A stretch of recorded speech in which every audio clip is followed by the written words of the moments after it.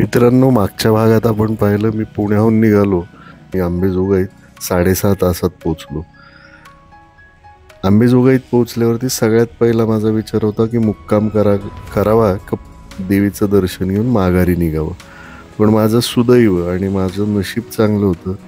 मला हे अप्रतिम असं भक्तनिवास मिळालं आणि या भक्तनिवासात माझी राहण्याची व्यवस्था झाली.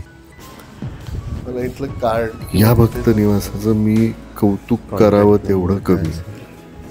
सगळ्यात पहिलं म्हणजे स्वच्छ, नीटनेटकं आणि अत्यंत माफक दरात उपलब्ध असलेले भक्तनिवास.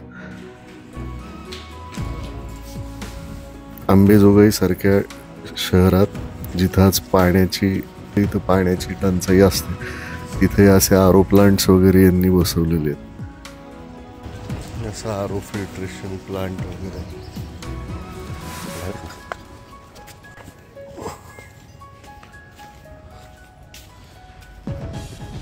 रामप्यारी इथे लावली. हा परिसर असा समोर काउंटर आहे त्यांचं. मित्रांनो, मध्यंतरी मला शेगावला जाण्याचा योग आला होता आणि तुम्हाला सांगतो, शेगावमधल्या भक्तनिवासाची जे आपण खरंच कौतुक करावं तेवढं कमी आहे. स्वच्छता, टापटीपपणा, नीटनेटकेपणा हे मी शेगावला अनुभवलं होतं आणि मी प्रामाणिकपणे माझं मत मांडतो की शेगावच्या धर्तीवर जी स्वच्छता आहे तशी साफसफाई या भक्तनिवासात मला पाहायला मिळाली. मी एक्झॅगरेट नाही करत आहे, पण खरंच सांगतो, उत्तम व्यवस्था आहे या भक्तनिवासात. वयस्कर लोकांसाठी लिफ्ट पण आहे इथं. अशी ही माझी खोली.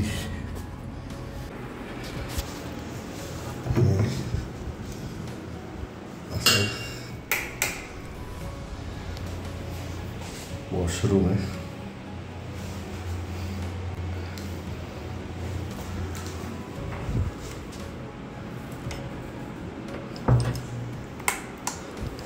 आणि अशी सुंदर प्रशस्त ही खोली. तर माझी बॅग ठेवली मी. ते सगळं AC आहे.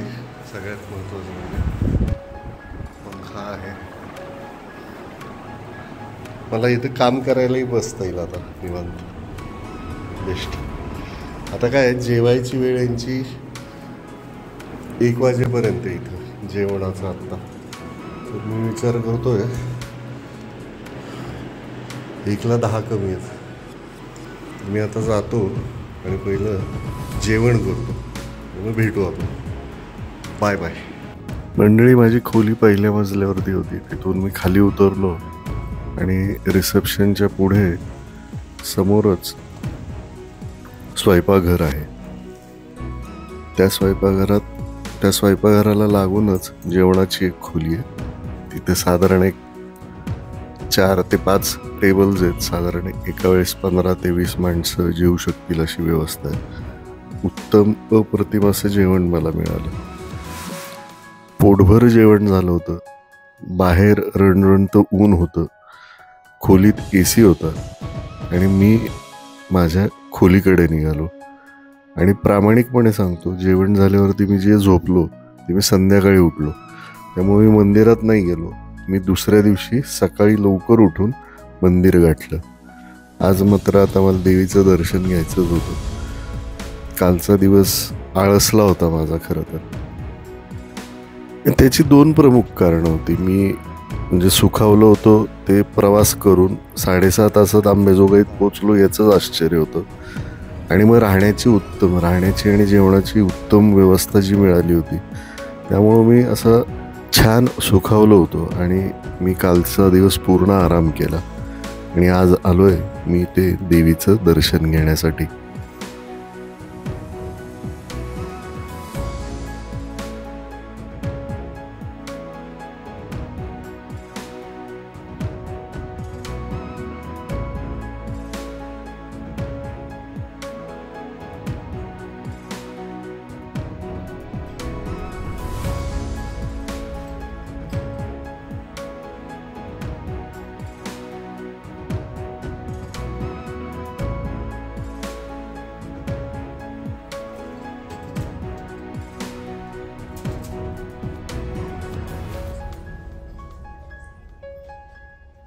मंडळी, हे समोर जे दिसतंय हे मंदिराचं ट्रस्टचं कार्यालय. इथं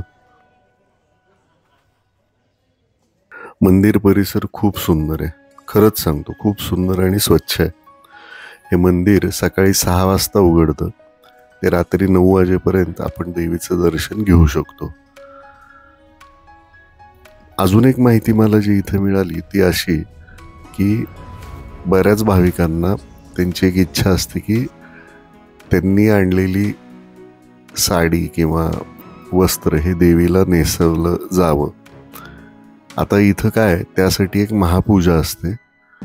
ती महापूजा सकाळी 7 वाजता असते आणि आपल्याला ही महापूजा जर का करायची असेल, ते वस्त्र नेसवायचं असेल देवीला, तर इथल्या मंदिर कार्यालयाशी आपल्याला संपर्क करायचा आहे. तिथल्या गुरुजींशी उपलब्ध तारखा काय आहेत त्या आधी विचारून घ्यायच्या आहेत आणि त्या उपलब्ध असलेल्या तारखानुसार आदल्या दिवशी इथं येऊन त्यांना ती साडी आपण द्यायची असते, जेणेकरून दुसऱ्या दिवशी सकाळी महापूजा झाल्यानंतर आपण दिलेली साडी ही देवीला नेसवली जाते. ही एक माहिती मला आपल्याला सांगावीशी वाटली म्हणून मी मला जी माहिती मिळाली मला वाटलं की आपल्या सर्वांची शेअर करावी.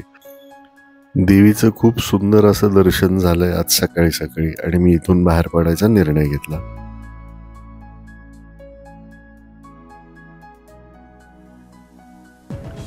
मित्रांनो, मंदिर परिसराला, मंदिराच्याच बाहेरच्या बाजूला एक छोटी बाजारपेठ पण आहे. इथं मंदिरातल्या देवीशी निगडीत सर्व साहित्य, पूजा साहित्य आपल्याला इथं मिळतं. ओटीचं सर्व साहित्य इथं आपल्याला उपलब्ध आहे.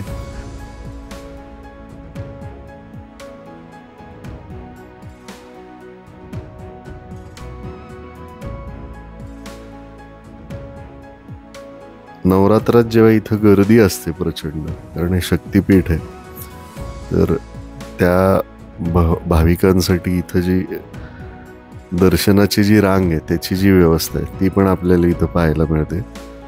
त्याचसोबत या भागात आता एक गोष्ट फार प्रकर्षानं जाणवते, ती म्हणजे कमालीची स्वच्छता.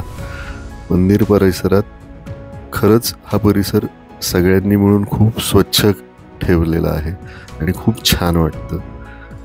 तर मित्रांनो, असा होता माझा हा योगेश्वरी मंदिर परिसरातला हा अनुभव आणि हे मला आज झालेलं देवीचं दर्शन. आणि आता वेळ झाली होती ती निघायची, पुण्याला जाण्याची. हा रस्ता KH बीड कळंब असा जातो.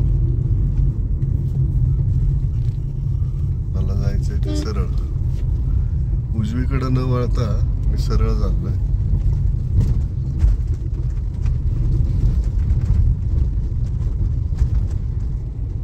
आता काय KH बीड आणि तसं जाऊन आहे ना, नगर रोडला बाहेर पडतो आपण. आणि नगर रोडला म्हणजे आपण, मला वाटतं जामखेड किंवा त्या भागात तिथं बाहेर पडतो. मला तिथं जायचं नाहीये, मला नगर रोडला बाहेर पडायचं नाही, कारण संध्याकाळी पुण्यात येताना खूप गडबड होते. म्हणून मी हा विचार केलाय की सरळ आपलं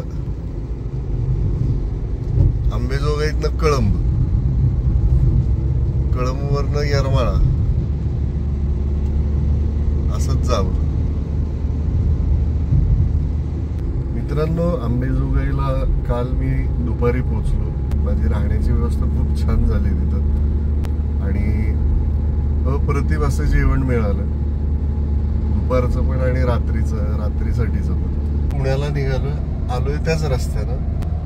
मी खरं तर हा दुसरा व्लॉग करायचं माझ्या डोक्यात आलं होतं की दुसऱ्या एका मार्गानं जाता येते का, अजून कोणता मार्ग आहे ते बघूया म्हणून. पूर्वीचा जो आमचा रस्ता असायचा, आम्ही पुण्याहून नगर रोड मार्गे, म्हणजे नगरवरनं जामखेड, पाटोदा, मांजरसुंबा असं यायचो. त्यानंतर अजून एक रस्ता होता जो बीडमध्ये यायचो आम्ही, म्हणजे नगरवरनं बीडला, जामखेड तिथून बीडमधून तेलगाव, धारूर आणि मग तिथून अंबेजोगाईत यायचो. पण खरं सांगू, आता काल मी हा जो रस्ता ज्या वाटेनं आलो, ज्या रस्त्यानं आलो, तो रस्ता मला खरंच ड्रायव्हिंग कम्फर्ट पण आहे, गाडीसाठी पण कम्फर्टेबल छान टार रोड्स आहेत. तुम्ही आता बघू शकताय, बघा याच्यात डांबरी रस्ता आहे, सुंदर रस्ता आहे, छान गाडी चालवायला खूप सुंदर वाटतं. म्हणून मी पुन्हा याच रस्त्यानं परत जातोय. आता या ब्लॉग मध्ये आंबेजोगाईला कोणत्या मार्गे येऊ शकतो हे मी दाखवलंय. त्याचसोबत आता इथं जे भक्त निवास आहे, त्या भक्त निवासाची मी माहिती तुम्हाला दिलेली आहे. ती ब्लॉग मध्ये तुम्ही ब्लॉग बघितल्यावर तुम्हाला पूर्ण त्यात माहिती मी दिली आहे, ते लक्षात गेलंच. आणि खरंच खूप छान आहे. म्हणजे मला हे अपेक्षित नव्हतं, एक्सपेक्टेड नव्हतं हे बीडमध्ये किंवा आंबेजोगाईत असेल किंवा होतं म्हणून. कारण मी यायचो, हॉटेलमध्ये राहायचो, देवीचं दर्शन घ्यायचो आणि परत निघायचो. पण यावेळेसची माझी ही ट्रिप खूप छान अनुभव आहे. मला याची सगळी माहिती मी माझ्या ब्लॉगमध्ये दिली आहे. हा माझा ब्लॉग बघावा आणि माझ्या चॅनलला लाईक करा, शेअर करा आणि सबस्क्राईब करा. Bye bye. साधारण दुपारी 2-2:30च्या दरम्यान मी टेंभुर्णी फ्लायओव्हरवरती आलो. म्हणजे टेंभुर्णीच्या ब्रिज खालून फ्लायओव्हर घेतला. वरती आलो तर समोरच अपघात झालेला होता आणि तो नुकताच झाला होता, कारण माझ्या समोरच त्या गाडीच्या चालकाला लोकांनी बाहेर काढला होता. भयानक होतं हे सगळं दृश्य. सोलापूरकडून पुण्याकडे जाणारी ही गाडी इतक्या वेगात होती की ती डावीकडून उजवीकडं असलेल्या लेनमध्ये जाऊन धडकली आणि पुन्हा या बाजूला येऊन 2 रस्त्यांच्या यामधल्या दुभाजकांमध्ये अडकली. ॲक्सिडेंट झाला आहे. त्या गाडीचा वेग इतका भयानक आहे की गाडी या खडीमुळं इथनं स्किड झाली, समोर धडकली आहे. समोरच्या तिची माणसं थांबलीत ना, तिथनं इथं आली आहे परत. हे सगळं त्यांचं म्हणणं, ही जी खडी टाकलेली आहे त्या खडीमुळं झालंय. अवघड आहे. टेंभुर्णीच्या इथनं जर प्रवास करत असेल तर जरा सांभाळून. तर मित्रांनो, असा होता माझा हा प्रवास अंबेजोगाई ते पुणे. आपल्याला जर माझा प्रवास आवडला असेल तर माझ्या चॅनलला लाईक करा, शेअर करा, सबस्क्राईब करा आणि लवकरच भेटूया अशाच एका छान सुंदर प्रवासात. Till then, stay happy, stay connected. Thank you.